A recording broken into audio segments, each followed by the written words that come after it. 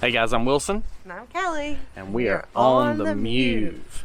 Alright, we are in Topeka, Kansas today on the way home from our long trip this summer. And we found a little destination that we wanted to kind of try to stop by. We love museums. And this is the Topeka Combat Air Museum.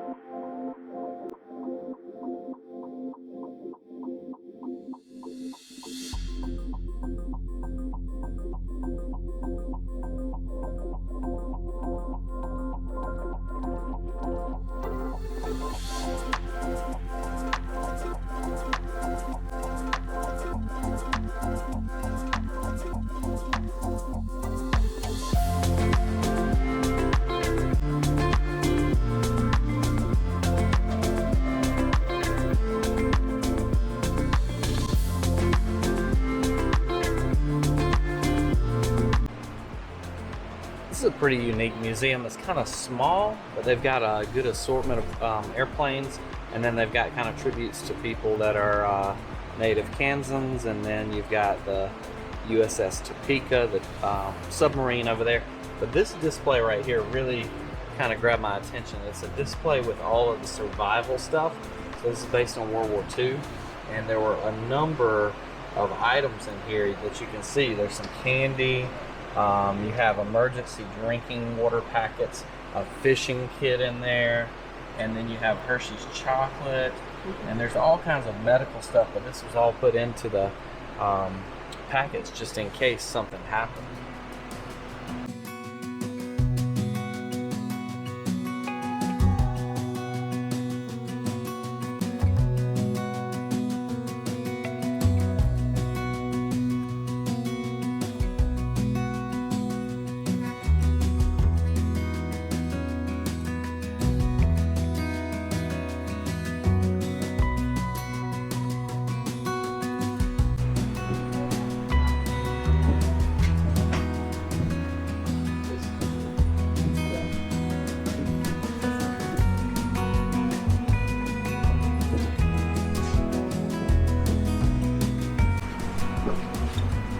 Can you imagine the wiring diagrams that go into, you know, the building process, design process of a crazy plane or helicopter? And this is neat because you get to see all the wiring, you know, inside. The skin is off.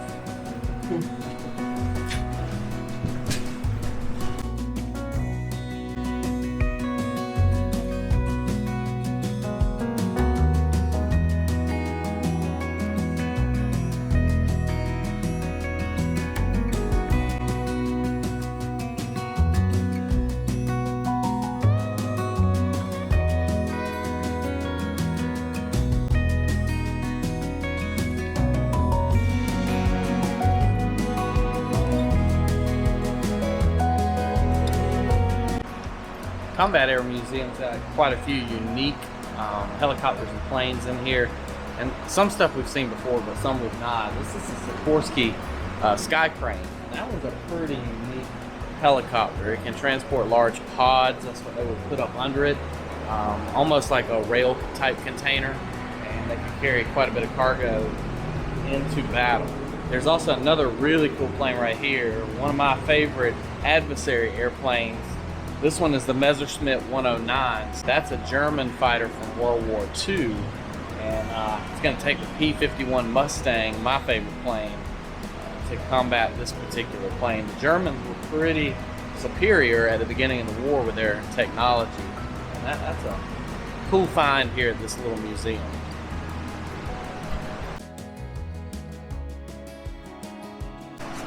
So a little cool piece of history here in the museum. I stopped and talked to one of the guys working on Sabre in the background. He started talking about the German Messerschmitt here, and he said, look a little closer at the plane. And so we got to looking at it a little bit, and it is a movie prop. It's actually not a functioning plane, and this was made for some movies back in the 60s, he believes. Can't really confirm it, but it's interesting because even the rivets are they're all mocked up here.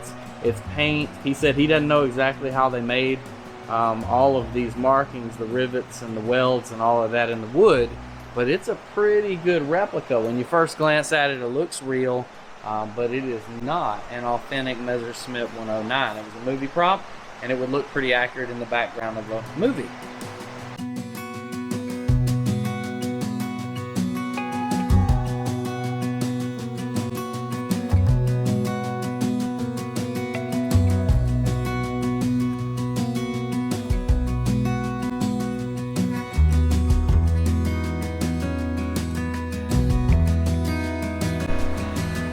Maddie just said some of these airplanes look like Airstreams. So there's one. Yeah, the Strike Eagle's an F-15. So the North Vietnamese use this plane, like I was saying.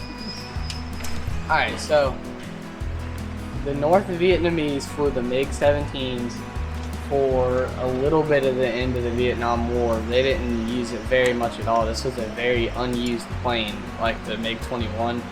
And several other MiGs that never really got to fly. Maddie, stop making me laugh. Okay. You need to look at the camera, not just the max speed on these are about 711 miles an hour, which is quick for the time. But the later MiG-21s that were built just a few to like 10 years later, max speeds were like up to 1,300. So they had a lot of technology gains in the couple years of their building. Hey, stop.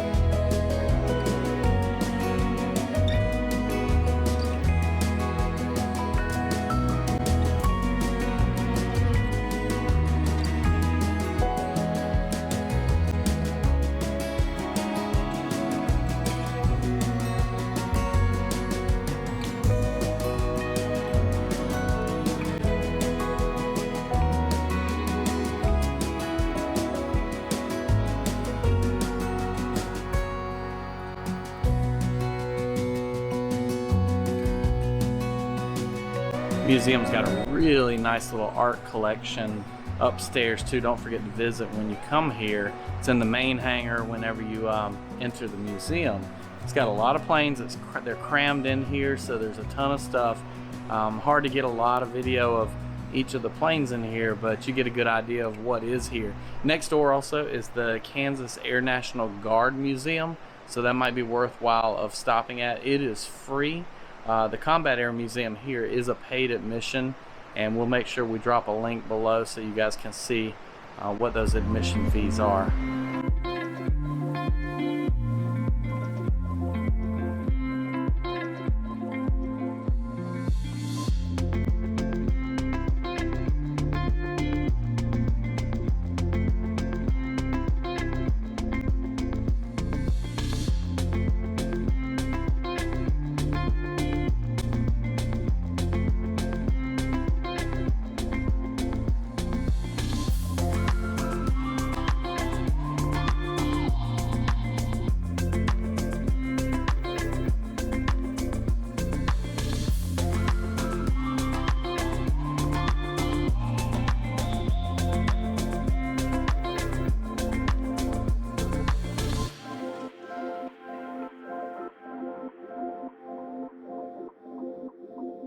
That is the way you're doing it. Once again, this rubber bar, if you can keep it level on the horizon, the wings are level. We can't see the wings, but they're on the same plane with that bar.